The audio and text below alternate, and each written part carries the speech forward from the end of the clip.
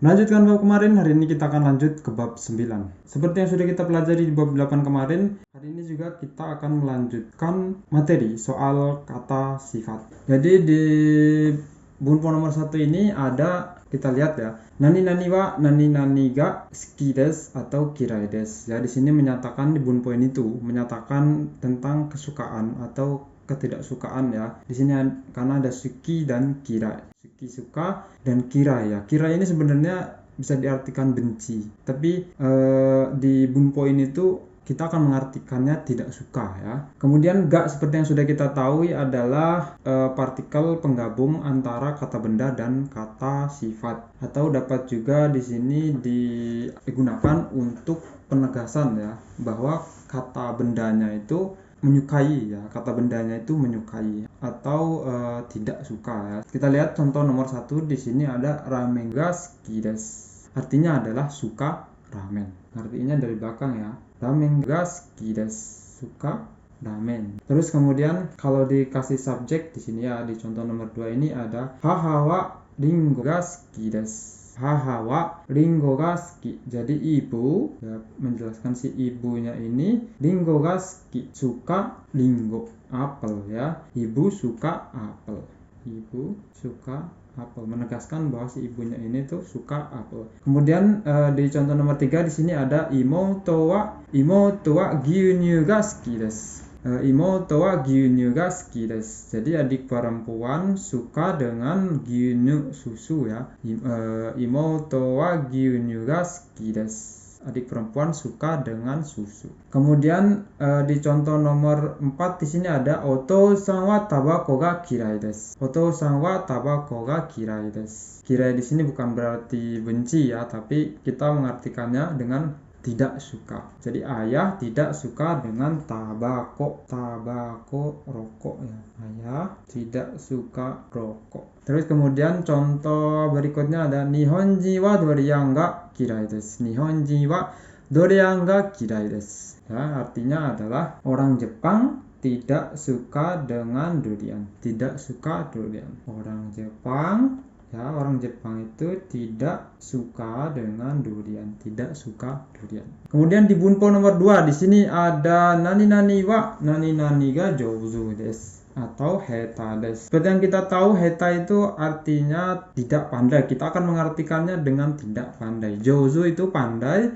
kemudian heta itu tidak pandai ya. Kita lihat contohnya di bunpo nomor 2 ini. Yang pertama ada Rita-san wa nihongo ga jouzu desu. Rita-san wa, jadi saudara Rita, nihongo ga jouzu desu. Artinya adalah saudara Rita bahasa Jepangnya pandai. Tahu di sini ga-nya di sini dapat kita artikan juga dengan nya.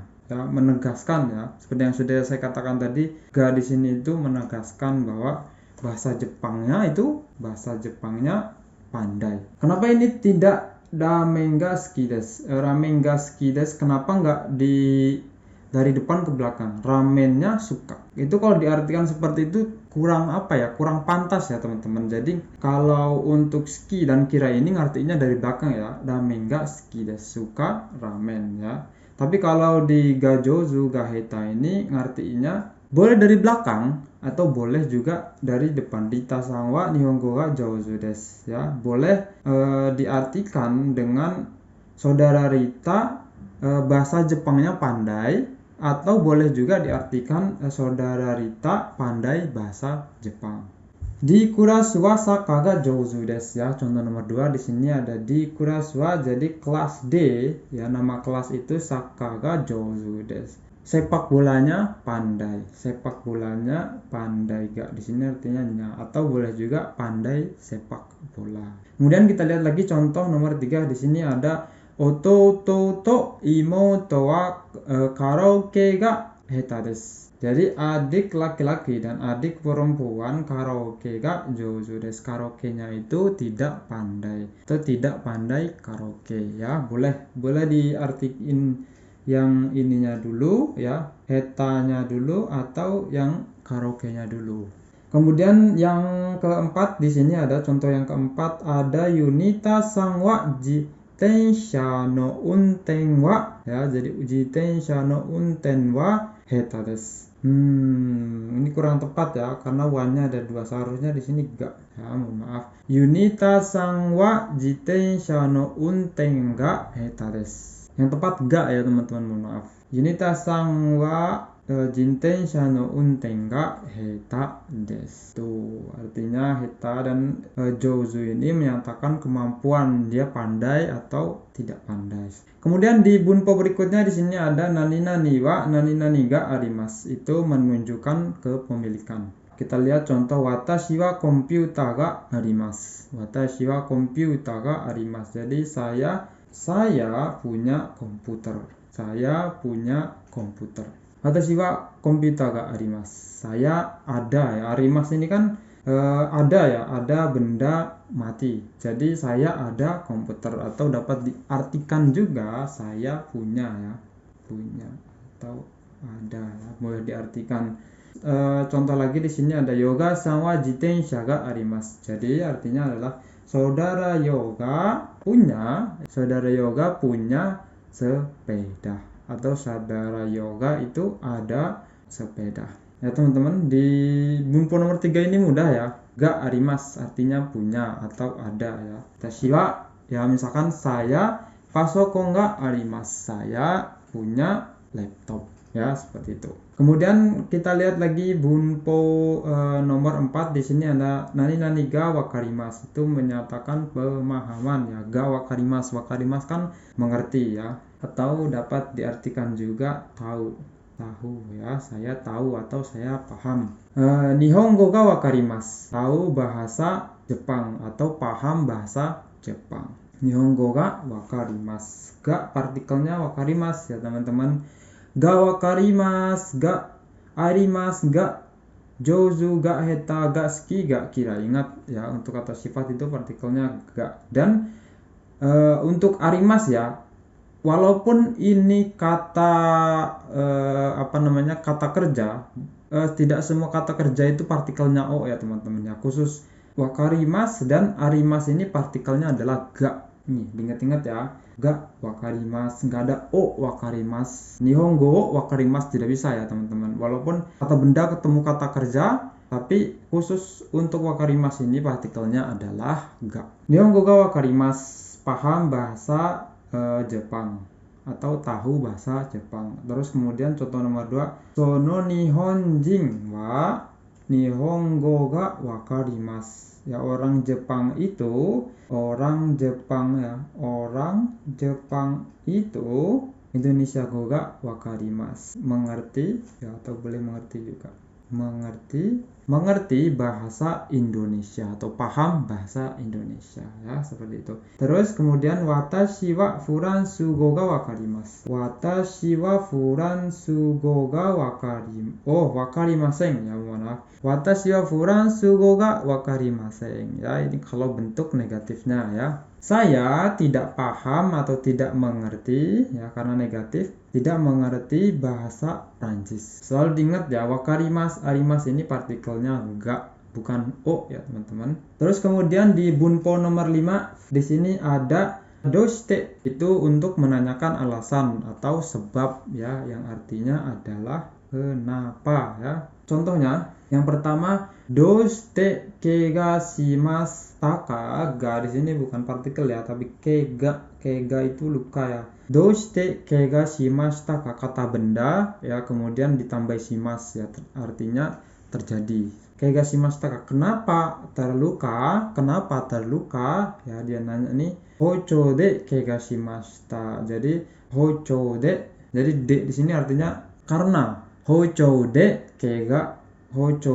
kega shimashita ya. Jadi de di sini artinya adalah sebab ya. Atau de juga bisa diartikan yang menggunakan. Jadi karena dia menggunakan hocho ya, jadi kega shimashita ya. Kemudian kyotsukemasu yo, hati-hati lo.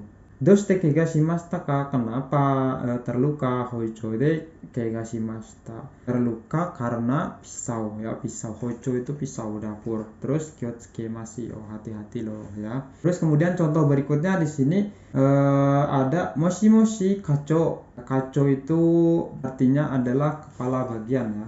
kepala bagian di perusahaan ya, jabatan. Moshi kacho ima yasumi ii desu ka? Kyo ya, kyo yasumi ii desu ka? Hari ini ii desu ka itu bolehkah ya, teman-teman. Ini kita akan belajar di bab 14 ya, bab 10 ke atas. Jadi ya, kyo yasumi ii desu ka? Bolehkah hari ini libur? Seperti itu. Terus kemudian dijawab doshite desu ka? Kenapa? Doshite desu ka? Kenapa? Ditambahi desu ka ya. Doshite desu ka? Kenapa? Choushi ga warui. Choushi ga kata sifat ya. Choushi ga warui desu. Kondisinya tidak baik atau mungkin dia choushi ga warui itu bisa diartikan sakit. Hai, odaiji ni. Odaiji ni itu artinya adalah semoga cepat sembuh. Odaiji ni, semoga cepat sembuh artinya. Doshite ini mudah ya. Doshite artinya kenapa ya, untuk menanyakan alasan atau sebabnya apa. Nah, doshite ini itu sebenarnya berhubungan dengan kara ya. Di bunpo berikutnya ini kara. Jadi kalau ada doshite ya, karena dia menanyakan sebab, maka biasanya di jawabannya itu akan ada karanya, karena di sini kara di sini menyatakan alasan atau sebab ya, yang artinya karena apa. Kita lihat di sini ya, doshite desu ka choushi ga warui desu kara ya, seharusnya ada karanya di sini. Nah, seperti itu. Kita lihat deh. Contoh nomor 1 di sini ada kaze ga arimasu kara ya, sebabnya kaze. Jadi kaze itu masuk angin, teman-teman. Jadi kaze ga arimasu kara, karena masuk angin ya, kaze ga arimasu ya, karena masuk angin.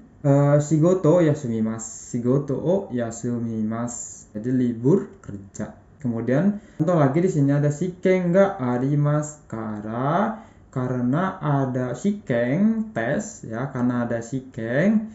Mainichi yoru no 8 ji kara 12 ji made benkyou shimasu. Nah, kemarin kan kita sudah belajar kara made ya, dari apa dan sampai apa. Berbeda dengan kara dari ya, kara dari. Kara di bab 9 ini itu artinya adalah karena ya. Ingat-ingat dibedain ya.